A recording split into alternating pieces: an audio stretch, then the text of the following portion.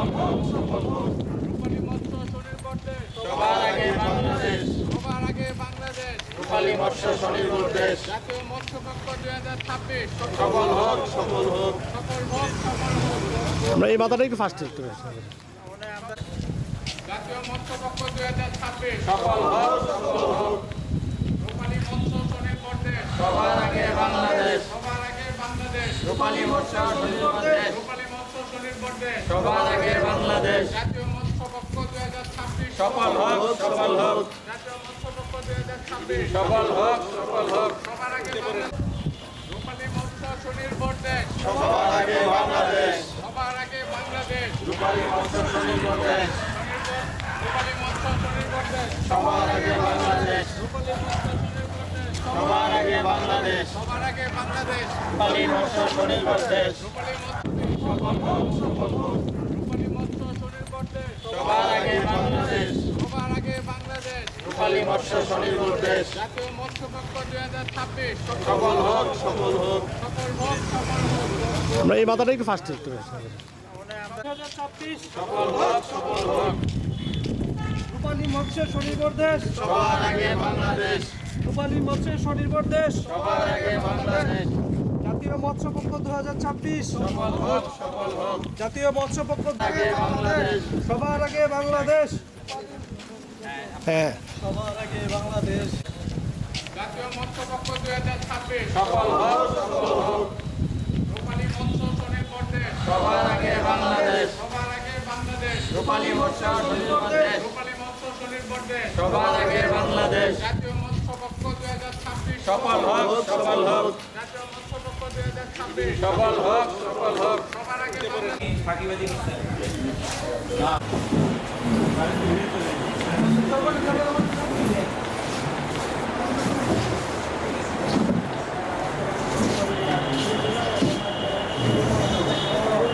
পরে সবাইকে একটু ডেজিগনেশন সহ নাম করে উল্লেখ করে দেওয়ার জন্য ধন্যবাদ।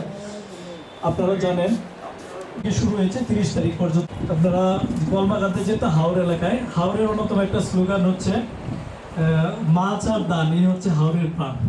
মৎস্য সম্পদ, বন্যার পানি বা যে কোনো কারণে পানি বাড়ক, মৎস্য সম্পদ বৃদ্ধি পেয়েছে। সম্মানিত উপস্থিতি, আপনারা জানেন যে বাংলাদেশ মৎস্য উৎপাদনে প্রায় স্বয়ংসম্পূর্ণ বর্তমানে আছে। চাষের মাঝে আমরা বিশ্বে পঞ্চম অবস্থানে আছি। উনি কলমাকান্দাও আমরা যতটুকু প্রয়োজন চাহিদা মৎস্য সেক্টরের সাথে জড়িত। আমাদের এই কলমাকান্দা ও হাওড় এলাকা হতে আমাদের যে হাওড়ের যে স্বাভাবিক কার্যক্রম আইন বাস্তবায়ন সহ অবৈধ সংস্থাপন বিলে পরামর্শ সহ মৎস্য ডিপার্টমেন্ট থেকে আমি মোহাম্মদ আব্দুল্লাহ চাঁদপুর কলকাতা জেলা। আমি বিগত 10 বছর যাবৎ মৎস্য চাষ করে আসছি। তবে এখান থেকে প্রশিক্ষণ নেওয়া হয় নাই। তো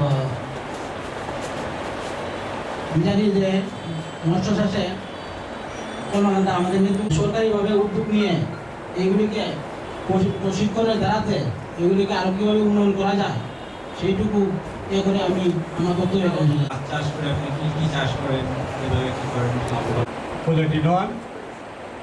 আলহামদুলিল্লাহ, আমি বিগত 2010 সাল থেকে মাছ চাষ করে আসছি। আমি মাছ চাষে আমার পেশা, বর্তমানে এটার উপরে নির্ভরশীল। আমি আপাতত আপনার গুলশা মাছ চাষ করতেছি। মাছটা চাষ করতেই লাভবান আশা করছি। সবচেয়ে বেশি লাভবান হচ্ছে আমি গুলশা মাছের চাষে। আপাতত গুলশা মাছ আছে আমার পুকুরে। আমি আপনার গুলশা মাছ 27টা পর্যন্ত কেজি আনতে পারছি। আমি আমার পুকুরে চার দিয়েও দেখছি আমি 27টা গুলশা মাছ বাংলাদেশে অন্য কোথাও খুব একটা হয় না, দেখি না এরকম। শুনো, তাহলে আগ্রহ পাবে। আপনি যদি এভাবে বলেন তো বুঝবে না, বুঝছেন? খোলামেলা বলেন যে এত টাকা খরচ করছিলাম, এত টাকা বিক্রি করছি, এত টাকা লাভ হয়েছে, এভাবে বলেন, বুঝছেন? যে আমার 25 সালের হিসাব আপনার এই যে 24,65,000-এর মতো খরচ ছিল আমার। আমি আপনার প্রায় 52 লক্ষ টাকার মতো বিক্রি করছি।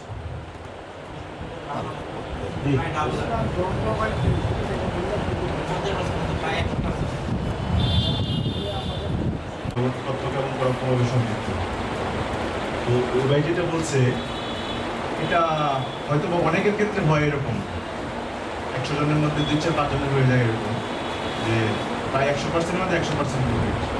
মৎস্যখাতে পরিবেশ যদি বিঘ্ন না করতে, বন্যা এরকম না হয়, তো 100%-এর মধ্যে 100% হয়, এটা খুব কমই। তো 4-5 বছর আগে অনেকটা ছিল। এখন বর্তমান বৈশ্বিক সব কিছু মিলাইয়া যে মাছের খাবারের ফিডের যে খাবারের দাম ঊর্ধ্বগতির দিকে, ক্রমান্বয়ে আমাদের মাছের বাজারটা নিম্নমুখী খরচের পরিপ্রেক্ষিতে সর্বোপরি 50% ফিডব্যাকে আসে, এটা মোটামুটি নিশ্চিত যারা করে। আর সব মিলিয়ে যাদের লাভ ভালো তারা 80% এরকম বা হয়ে যেতে পারে। সবচেয়ে প্রতিকূল অবস্থা হলো আমাদের এইটাই। জি জি, আমার নিজের সাথে হলো আনুপাতিক হারে দেওয়া যায় দেশেও যে মাছগুলো আছে তার যাতে এইগুলো আমরা বড়টা করে বেশি না, আমাদের কর্মকাণ্ডতে এইটাই বেশি মানে ওই শ্রীলঙ্কার নিয়মন বিষ্ণুপুর। আমি এবার নতুন একবারই আমি আমার একটা ফিশারি 2 একর, আমি শুধু বাংলা মাছ চাষ করি। বাংলা মাছ বলতে রুই, কাতল, মিরকা, এরপরে হচ্ছে সরপুরি, পানকে, ঘাস কাপ সহ এগুলো বাংলা মাছের চাষ করি। আমি এবার নতুন লিজে নিচ্ছি, কিন্তু এখন পর্যন্ত মাছের লাভ লস আমি এখন করতে পারিনি। আমি বাংলা মাছ চাষ করি। না, আমি পরামর্শ পান কিনা এটাও বলেন। আমি পরামর্শ জন্য আসছেন কখনো? না, আমি আসিও নাই, পারেও নাই। অনুষ্ঠান আলোচনা সভায় পুরস্কার বিতরণী অনুষ্ঠানে উপস্থিত শ্রদ্ধাভাজন কর্মকাণ্ডরা এক্সিলেন্ট মহোদয়, উপস্থিত এমএকায়ের ভাই, সাধারণ সম্পাদক সাইদুর রহমান ভূঁইয়া ভাই, সাংগঠনিক সম্পাদক নাজিম চাচা, যুবদলের সিনিয়র যুগ্ম আহ্বায়ক রতন কাকা, উপস্থিত আমার শ্রদ্ধাভাজন পিতৃ সমতুল্য কাকা, মাননীয় স্পিকার মহোদয়, ওনার প্রতিনিধি। আমি মৎস্য বা কৃষি এইভাবে আমার অভিজ্ঞতা আসলেই কম।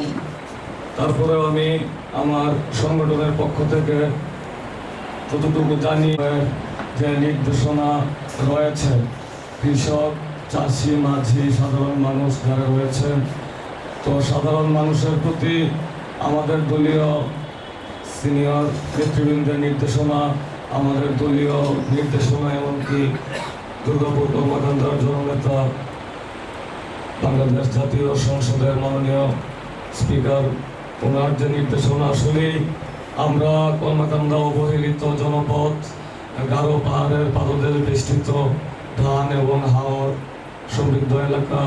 তো আমি ব্যক্তিগতভাবে এবং আমার সংগঠনের পক্ষ থেকে আমি কর্মকাণ্ডা সরকারি কর্মকর্তা মহোদয়কে বিনীত অনুরোধ জানাই। আমরা দেখতাম এই মাছগুলো কিন্তু সচরাচর আমরা এখন চোখে দেখি না, কেন অনেক প্রযুক্তি, অনেক পদ্ধতিতে মাছ পোনা হওয়ার পরেই নির্দেশনায় মতোই হোক, মাছের যে একটা নিরাপত্তা যেন আমরা দিতে পারি আপনাদের আইনিভাবে।